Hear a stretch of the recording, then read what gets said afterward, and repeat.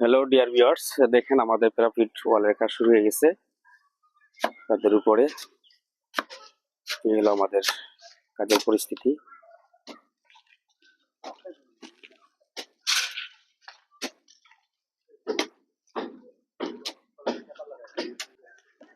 আমরা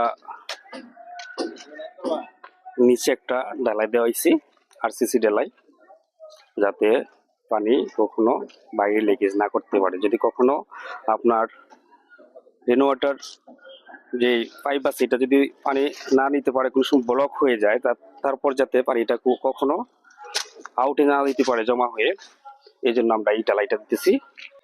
আর এই ঢালাইটা দিলে ইট ইট যদি দেওয়া হয়, ঢালাই না দেওয়া হয়, তাহলে এটা পানি শোষণ করে আপনার আউট দিকে নিয়ে যায় আর কালার এবং আস্তরকে নষ্ট করে ফেলে।